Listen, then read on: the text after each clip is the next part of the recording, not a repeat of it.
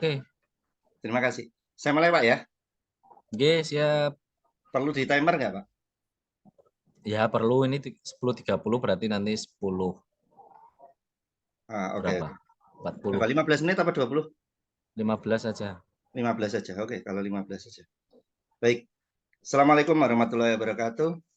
Waalaikumsalam warahmatullahi wabarakatuh, Pak Guntur. Iya, bagaimana kabarnya Pak Solikin? Jumpa lagi di Ruang Maya nih. Alhamdulillah Pak Guntur sehat. Alhamdulillah masih diberikan kesehatan sampai hari ini. Masih Alhamdulillah. semangat juga. Iya. Oh iya Pak Solikin, seperti yang disampaikan Pak Solikin kemarin, sepertinya ada yang ingin dibicarakan dengan saya. Kira-kira topik percakapan kita kali ini mengenai apa ya Pak ya, yang ingin dibicarakan kemarin itu? Iya Pak Guntur. Jadi ini kan saya ikut pembekalan calon pengajar praktek. Saya senang sih bisa belajar baru, tapi ini juga ada satu hal yang membuat eh, ya dinamakan kendala juga kendala, dinamakan tidak juga tidak karena saya ini kesulitan mengatur waktu karena saya punya tanggungan harus ke sekolah, mengajar anak-anak. Yang kedua, saya juga punya tanggungan untuk antar jemput anak saya ini, Pak Guntur. Oh, jadi ini Bapak merasa kesulitan mengatur waktu dengan kesibukan yang luar biasa seperti itu. Jadi topik yang akan kita bicarakan hari ini tentang ini ya kendala Bapak dalam mengatur waktu seperti itu, Pak. Nggih, Pak Guntur, betul. Eh, Kira-kira yang ingin didapatkan oleh Pak Solikin selama sesi coaching kali ini itu seperti apa, Pak? Ya paling tidak saya bisa punya solusi bagaimana mengatur waktu tiganya tadi tetap berjalan. Saya bisa ngantar anak juga. Kedua saya bisa paling tidak di kelas memberikan tugas pada anak-anak di kelas juga tetap kondusif. Dan yang ketiga saya juga bisa mengikuti pembekalan ini dengan baik sampai selesai itu Pak Guntur. Oke, baik Pak Solikin. Berarti Pak Solikin berharap semua aktivitas Pak Solikin bisa berjalan secara berbarengan dan tidak ada yang ditinggalkan seperti itu ya, Pak ya. Nggih, Pak Guntur, Nah, betul. baik Pak Solikin. Boleh ceritakan nih, kira-kira situasi sekarang yang dihadapi oleh Pak Solikin itu seperti apa? Jadi situasi yang sekarang saya alami pada hari ke-11 ini ketika pagi saya berangkat ke sekolah. Jadi saya Zoom-nya atau Jimit itu saya selalu lakukan di sekolah, Pak. Jadi mulai pagi itu saya berangkat tetap jam 7 kurang saya harus standby di lab. Di sini ada lab yang cukup ruangannya nyaman dan enak, makanya saya tempati. Eh, Setelah itu nanti ketika jam ada jam saya tetap memberikan tugas kepada anak-anak walaupun dibilang kondusif ya mungkin tidak kondusif karena kemarin juga dapat laporan dari teman-teman itu lah wong kelasnya ditinggal tapi ternyata rame gitu. Saya juga minta maaf kepada teman di kelas sebelahnya. Terus yang ketiga ketika sudah selesai sholat zuhur itu saya harus pulang karena setelah sholat zuhur itu saya harus jemput anak nanti jam setengah 3. Jadi padahal pada waktu setengah 3 itu masih Zoom Pak kita kan masih ada Jimit sehingga saya harus apa ya menggunakan HP dan tidak fokus mengikuti. Jadi tetap saya jalankan itu karena memang tidak ada yang saya harapkan lagi. Mungkin kalau istri kan istri pulangnya malah setengah 4 kecuali kalau memang tidak bisa saya lakukan ya saya minta tolong sama istri saya untuk menjemput anak saya itu. Jadi situasinya seperti itu Pak Gubernur. Eh, Baik Pak Solikin, berarti Pak Solikin ini tengah-tengah kesibukannya masih luar biasa, bisa menjalankan tugasnya dengan baik. Tapi tadi sempat disebutkan nih oleh Pak Solikin bahwa kelasnya ini sempat dikatakan tidak kondusif oleh kelas sebelahnya dan lain sebagainya. Ini kira-kira yang mempengaruhi ketidakkondusifan kelas dari Pak Solikin ini apa ya? Menurut Pak Solikin seperti apa? Kalau menurut saya sih ya gini Pak Guntur. Uh, Mungkin kebiasaan dari sekolah kami, anak-anak kami mungkin ya saya tidak bisa menyalahkan. Uh, Ketika bapak atau ibu gurunya tidak hadir di kelas, itu mereka anggap itu sebuah sebuah apa ya, sebuah kesenangan tersendiri bagi mereka. Bahkan kadang-kadang itu eh, kalau masih di dalam kelas rame itu agak bagus. Kadang itu mereka itu keluar kelas. Mereka keluar kelas dan mencari. hal-hal yang membuat apa ya tidak nyaman di kelas lain. Itu yang terjadi di sekolah kami dan ini dialami semua guru ketika ada kegiatan apapun yang meninggalkan kelas dan diberi tugas, rata-rata itu seperti itu. Ini yang menjadi PR saya juga dan teman-teman, Pak. Seperti itu Pak ya. Jadi seperti yang diceritakan Pak Solikin tadi, pada saat guru tidak hadir di kelas, ini anak-anak malah mencari kesenangan di tempat lain, bisa sampai keluar mengganggu kelas yang lain, seperti itu Pak ya. Betul, betul. Jadi Ya. masih kadang ramai di kelas dan lain sebagainya lah. Anak-anak tingkat SMP kan rata-rata gitu mencari apa ya, Ya, ya. mencari jati dirinya kadang salah arah gitu.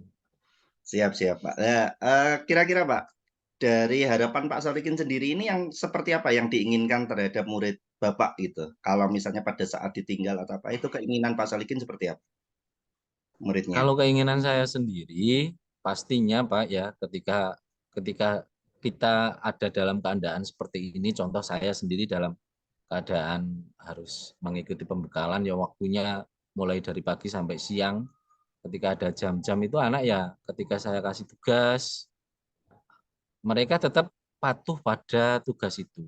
Ketika kita kasih tugas, contoh mempelajari materi yang sudah saya tetapkan atau mengerjakan soal-soal atau tugas evaluasi atau sumatif, mereka tetap mengerjakan itu dengan baik. Padahal saya sudah warning, Pak, pada anak-anak, terutama ketua kelas, tolong jangan rame, dikerjakan dan diselesaikan biar walaupun saya tidak ada, anak-anak itu tetap kondusif dan apa ya mengerjakan tugas-tugas yang saya inginkan. Jadi mereka tetap kondusif mengerjakan tugas dan tetap tidak ramai di dalam kelas ketika ditinggalkan oleh saya. Itu yang saya inginkan seperti itu, Pak. Eh, baik, baik Pak Solikin. Jadi yang diinginkan Pak Solikin ini kelasnya tetap kondusif, mengerjakan tugas dengan baik, penuh tanggung jawab seperti itu ya Pak ya. Baik Pak Solikin, tadi sempat saya dengar juga di awal tadi bahwa eh, tugasnya Pak Solikin ini tidak hanya di sekolah saja, tetapi termasuk antar jemput anak, di mana ibunya juga bekerja, pulangnya sore dan lain sebagainya. Ini situasi yang dihadapi Pak Solikin ini sebenarnya ini kalau dari Pak Solikin sendiri, ini keinginan dari Pak Solikin harapannya seperti apa untuk yang masalah keluarga itu? Untuk harapan uh, diantar jemput itu ya saya keinginannya tetap berjalan Pak, walaupun kadang memang saya kurang mengikuti di Jimit itu mungkin durasi sekitar setengah jam karena perjalanan saya dari rumah dari sekolah ke sekolah anak saya dan balik ke rumah itu sekitar 30 menit. Jadi 30 menit itu ya kita nggak bisa fokus, tapi tetap saya berusaha setelah itu saya ikuti kelas penuh, tapi tetap tugas dan tanggung jawab saya itu tetap berjalan. Anak saya juga tidak apa ya istilahnya keleleran. Masalahnya kan dia selalu berharap kita jemput dan selalu kita on time ketika anak saya pulang. Jadi tetap saya ingin menjalankan itu dengan baik dan gimmick ketika kita pembekalan itu juga tidak terbengkelai dan saya tetap bisa mengikuti dengan baik, memahami isi daripada pertemuan jimit itu, Pak. Itu yang saya ingin wujudkan itu. Oke Pak, berarti kalau saya bisa tangkap dari apa yang disampaikan Pak Solikin ini, jadi dari kelas yang diinginkan Pak Solikin itu seperti itu dari permasalahan mengenai ini putrinya atau putra atau putri Pak kalau boleh tahu Putra, Pak. putranya. Baru kelas 1.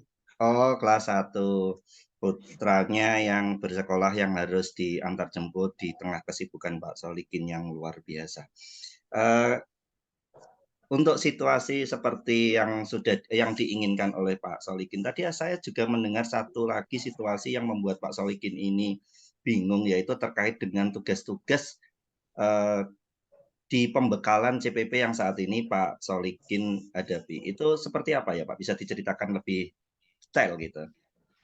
Baik, Pak Guntur. Terima kasih. Jadi tadi sudah banyak saya cerita tentang anak, kelas, dan juga harus mengatur waktu yang baik untuk tugas-tugas. Alhamdulillah selama ini bisa berjalan baik karena ada durasi waktu sampai jam 12.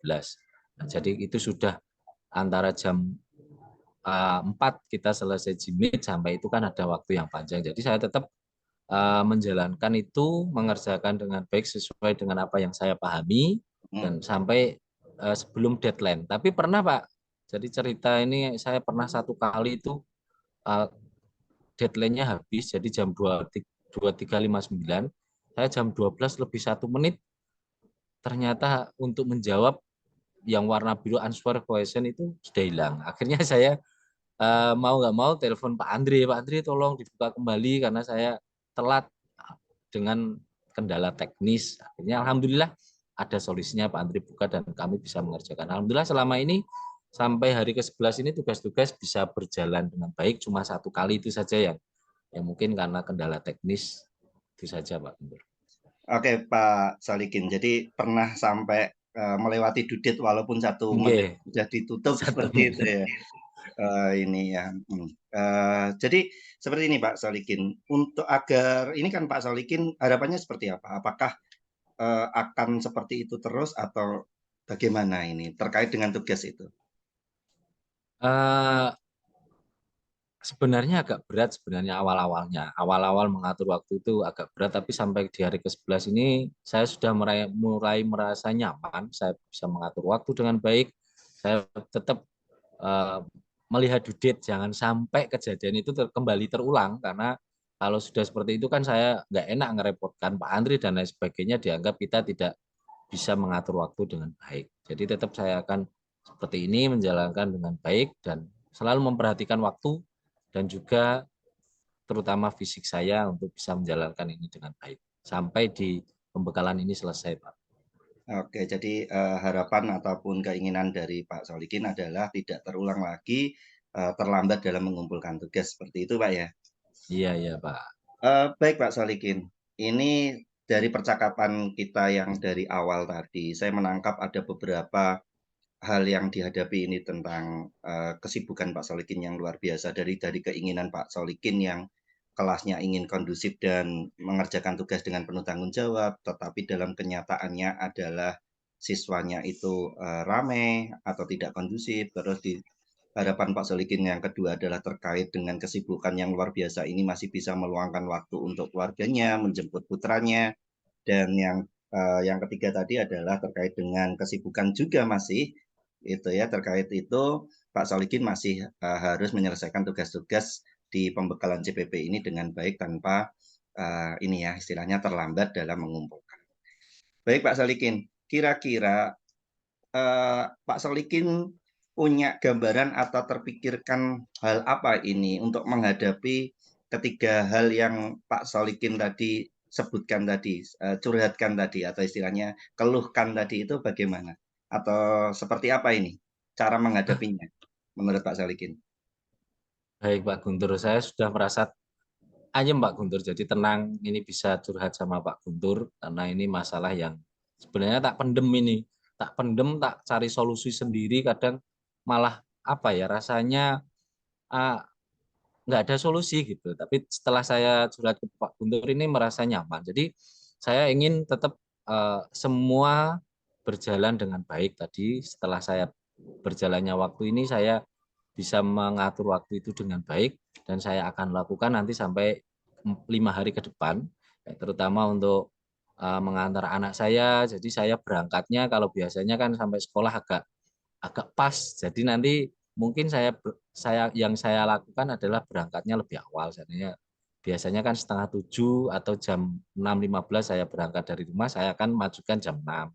Setelah itu ketika sampai sekolah saya masuk ke ruangan untuk Zoom atau Meet. Setelah itu saya akan panggil ketua kelas saya. Ketua kelas ada jam saya dan saya sampaikan tolong dan saya wanti-wanti kepada ketua kelas saya biar bisa mengkondisikan kelas, bisa mengerjakan dengan baik. Dan yang ketiga, tetap saya kalau untuk mengatur penjemputan anak ya mungkin nanti saya akan memberitahu anak saya kalau seandainya saya terlambat 10 menit atau 20 menit, dia bisa memahaminya dan bisa bermain di sekolah itu sehingga seandainya ada jadwal yang berubah, anak anak saya bisa memahami itu. Dan yang terakhir ya tugas itu akan saya kerjakan pokoknya sebelum jam 12 atau maksimal jam 11 itu harus sudah finish tugas-tugas saya itu Pak Guntur. Nah, siap. Ini komitmennya Pak Solikin luar biasa. Tadi disebutkan Pak Solikin akan mengatur waktu. Mengatur waktu itu yang seperti apa, Pak? Maksudnya apakah membuat schedule atau bagaimana? Yang dimaksud oleh Pak Solikin mengatur waktu tadi. Iya Pak Guntur, jadi untuk mengatur waktu ya tetap saya akan membuat schedule walaupun tidak tertulis. Jadi saya sudah simpan di sini, saya harus apa yang saya harus lakukan, jam berapa saya harus lakukan, dan jam berapa saya harus selesai itu.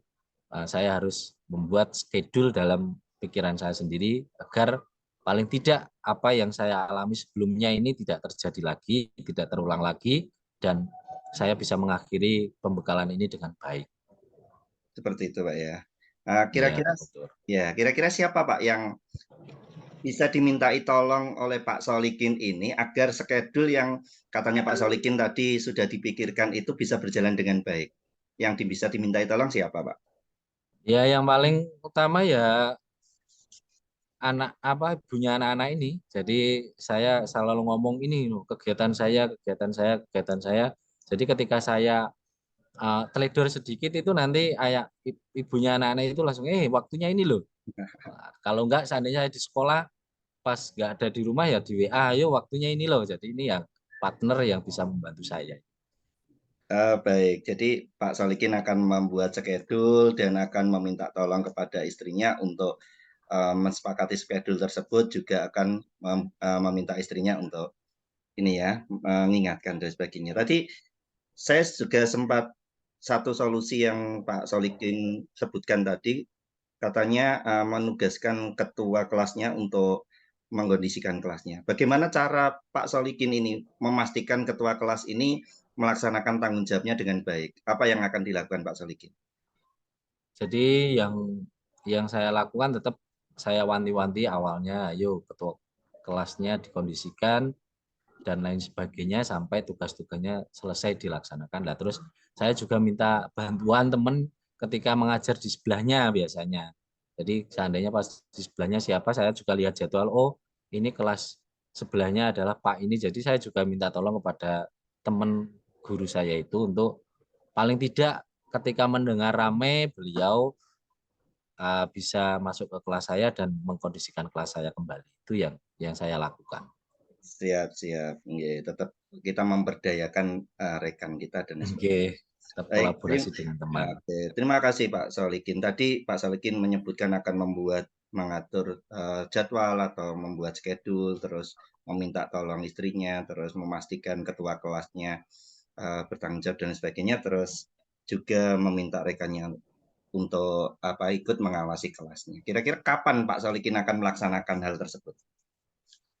Insya Allah setelah ini Pak Guntur, jadi setelah ini saya akan melakukan apa yang saya inginkan tadi, mulai dari berangkat sampai mengatur waktu untuk menjemput dan juga sampai mengerjakan tugas dan mengkondisikan kelas, minta bantuan teman yang mengajar di sebelahnya itu besok.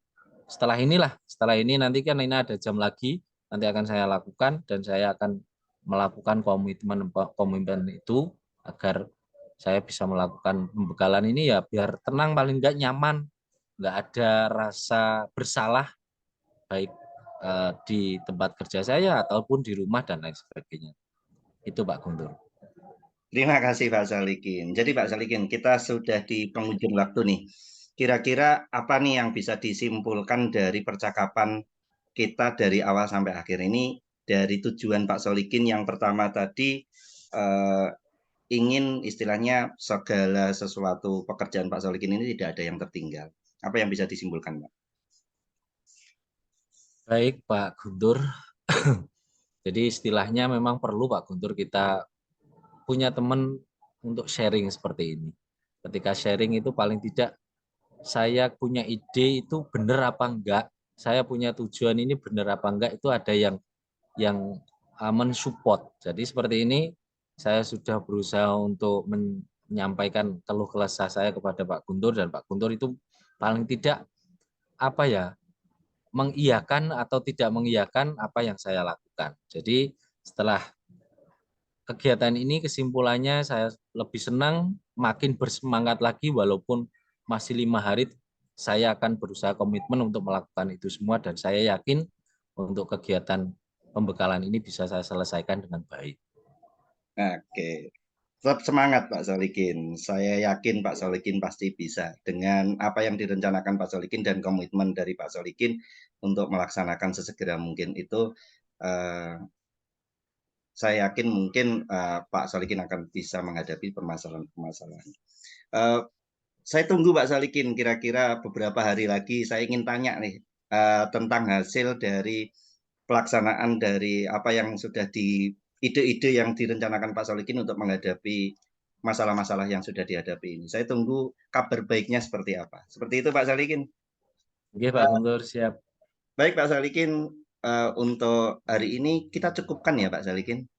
Mungkin kita bisa berdiskusi di lain waktu terkait dengan hal yang serupa atau mungkin hal yang lainnya. Saya ingin tahu nanti hasilnya seperti apa dari pelaksanaan ide-ide yang sudah dijabarkan oleh Pak Solikin tadi. Terima kasih Pak Solikin telah hadir di room ini. Mohon maaf kalau ada salah kata dari saya. Wassalamualaikum warahmatullahi wabarakatuh. Waalaikumsalam warahmatullahi wabarakatuh. Terima kasih Pak Guntur. Sama-sama Pak Solikin, sukses selalu. 20 menit lebih Pak Guntur.